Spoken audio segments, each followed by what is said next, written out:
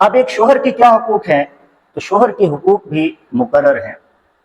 تو شوہر کے حقوق میں سے ایک حق یہ ہے کہ بیوی اپنے شوہر کی جائز کاموں میں اطاعت کرے۔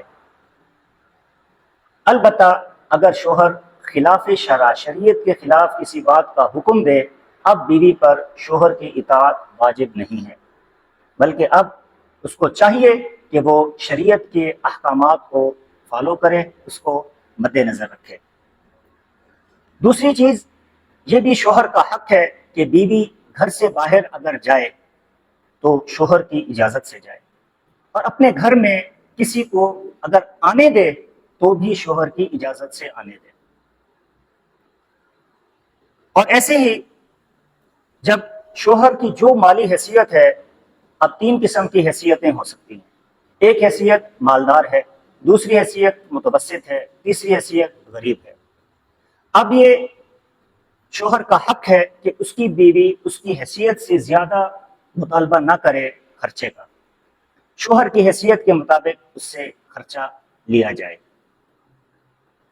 اور شوہر کی شکایات 4 دیواری سے باہر، گھر کی کمرے سے باہر شوہر کی شکایات کسی سے نہ کرے، یہ بھی شوہر کا حق ہے۔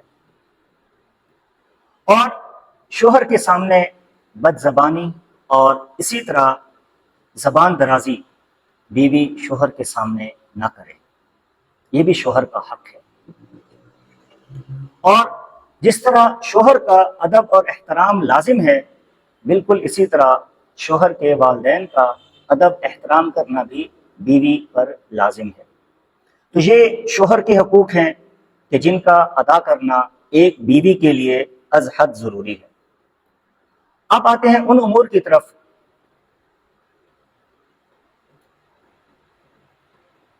اب اگر میاں بیوی آپس میں ان کی ناچاکی ہو جائے، جھگڑا ہو جائے، یا بیوی نافرمان ہو، اب اس کو کس طرح سنبھالا جائے؟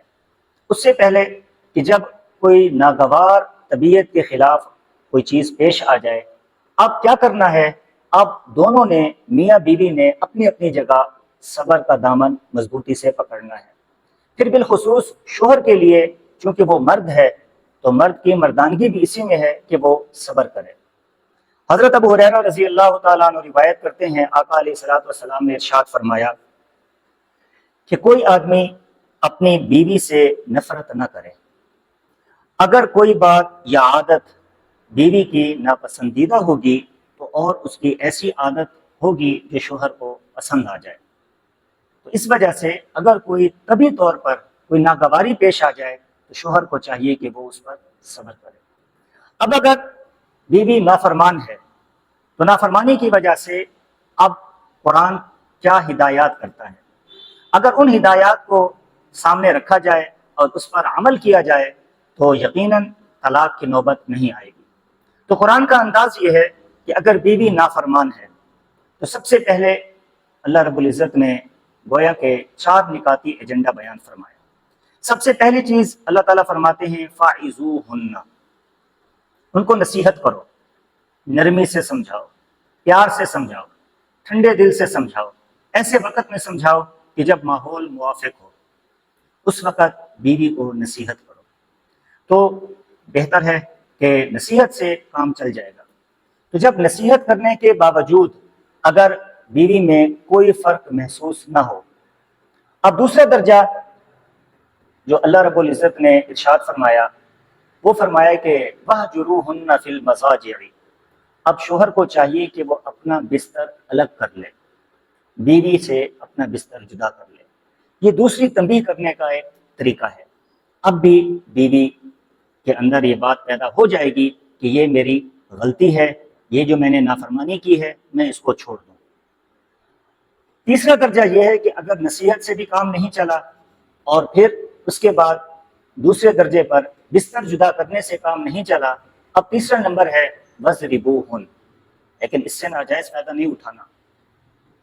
اس کا مطلب ہے کہ بیویوں کو ہلکا مارنا، اگرچہ اللہ تعالیٰ نے اس بات کی اجازت دی ہے، صراحتاً الفاظ موجود ہیں وَاضْرِبُوهُنَّ، لیکن یہ مار ضرب شدید نہ ہو، ایسی مار نہ ہو جو وحشیانہ مار ہوتی ہے، بلکہ آقا علیہ الصلوۃ والسلام نے مارنے کو ناپسند فرمایا، اور چہرے پر نہ مارا جائے۔ آقا علیہ الصلوۃ والسلام نے چہرے پر مارنے سے منع فرمایا ہے، تنبیہ کے لیے اجازت دی ہے، لیکن حضور علیہ الصلوۃ والسلام نے ناپسند فرمایا ہے۔ اور یہ ضروری نہیں کہ ہر جائز کام کرنا ہے۔ تیسرے درجے پر اس کی بھی اجازت ہے۔ چوتھا درجہ کیا ہے؟ اگر اس کے بعد بھی بات نہ بنے، کام نہ چلے، اب اللہ تعالیٰ فرماتے ہیں کہ اب حکم یہ ہے کہ میاں بیوی دونوں کے خاندان کی طرف سے ایک ایک حکم مقرر کیا جائے، ایک ایک آدمی مقرر کیا جائے، ایسا آدمی کہ جو صلح چاہتا ہو، جو جانبین سے یہ چاہتا ہو کہ میاں بیوی کا آپس میں نبھاؤ ہو جائے اور ان کا آپس میں جھگڑا ختم ہو جائے۔ اب وہ ایک حکم بیوی کی طرف سے، ایک حکم شوہر کی طرف سے، وہ مل بیٹھ کر معاملے کا تصفیہ کریں گے۔ اب یہ 4 درجے ہیں، تو 4 درجے تو دیکھیں، پہلا درجہ گویا کہ فاعذوہن وہجروہن وضربوہن، یہ 3 درجے 4 دیواری میں ہیں۔ جب 4 دیواری کے اندر کام نہیں چلا، اب خاندان کو انوالو کیا گیا کہ 2 خاندان مل بیٹھیں اور مسئلے کا حل نکالیں۔ پھر اس کے بعد اگلا درجہ ہے جو انتہا تک جاتا ہے۔ تو یہ تو وہ وجوہات تھیں جو ایک قسم کی ناگزیر تھی، اور دوسری وہ وجوہات جو سطحی وجوہات ہیں۔ اب اگر کوئی آدمی اس وجہ سے طلاق دے دیتا ہے کہ اس کی اولاد نہیں ہو رہی، یا اس وجہ سے طلاق دے دیتا ہے کہ اس کے ہاں بیٹیاں ہی بیٹیاں پیدا ہوتی ہیں، تو یہ دونوں چیزیں در حقیقت شریعت کی، اسلام کی، قرآن کی، حضور کی صلی اللہ علیہ وسلم کی تعلیمات سے لا علمی کا نتیجہ ہے۔ قرآن کی تعلیمات یہ ہیں کہ اللہ رب العزت نے ارشاد فرمایا یخلق ما یشاء، اللہ جو چاہتا ہے پیدا کرتا ہے۔ یہب لمن یشاء اناثا ویہب لمن یشاء الذکور او یزوجہم ذکرانا واناثا ویجعل من یشاء عقیما انہ علیم قدیر۔ تو یہ آیت بہترین ایک مرہم ہے، ایک صبر کی ایک زبردست تلقین ہے، ایک بہترین ہدایت کا راستہ ہے۔ اللہ تعالیٰ فرماتے ہیں یہب لمن یشاء اناثا، اللہ تعالیٰ جس کو چاہتے ہیں بیٹیاں عطا فرماتے ہیں، ویہب لمن یشاء الذکور، صرف بیٹیاں ہی بیٹیاں ہیں، اور جس کو چاہتے ہیں اللہ تعالیٰ بیٹے ہی بیٹے عطا فرماتے ہیں۔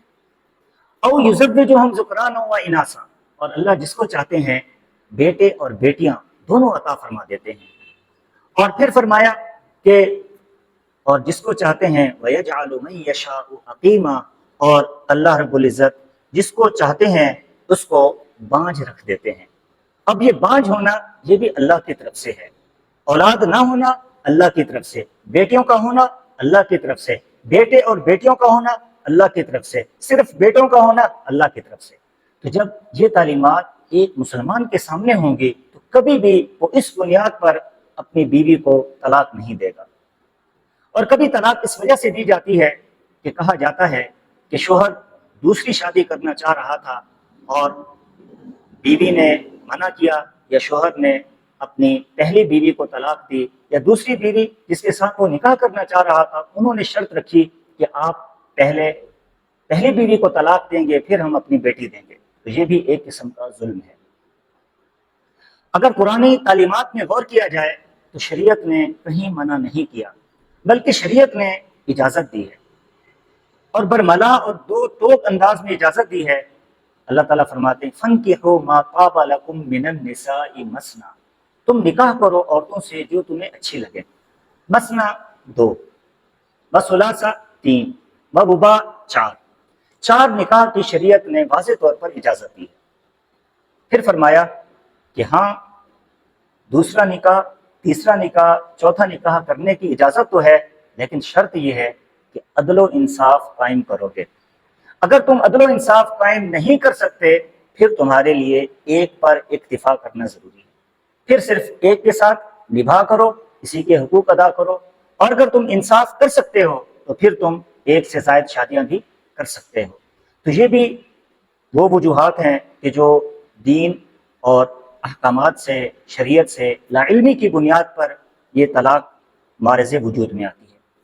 تو اب اگر ہم غور کریں کہ طلاق پر آقا علیہ الصلوۃ والسلام نے کس قدر ناراضگی کا اظہار فرمایا، ارشاد فرمایا ابغض الحلال الی اللہ الطلاق، کہ وہ حلال چیزیں جو اللہ نے ان کو حلال کیا ہے لیکن مبغوض اور ناپسندیدہ چیزیں ہیں، ان میں سے فرمایا کہ وہ طلاق ہے۔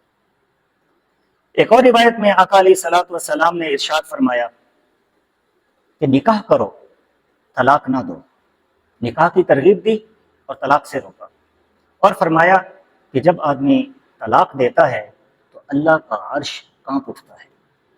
اس سے بھی آپ اندازہ لگائیں کتنا سخت عمل ہے۔ اور اگر کوئی عورت خود طلاق کا مطالبہ کرے، عورت کہے کہ مجھے طلاق چاہیے، تو ایسی عورت جو بلا ضرورت طلاق کا مطالبہ کرتی ہے، آقا علیہ الصلوۃ والسلام نے اس پر بے ناراضگی کا اظہار فرمایا۔ ارشاد فرمایا کہ جو عورت بلا ضرورت اپنے شوہر سے طلاق کا مطالبہ کرتی ہے، کل قیامت کے دن وہ جنت کی خوشبو سے محروم رہے گی۔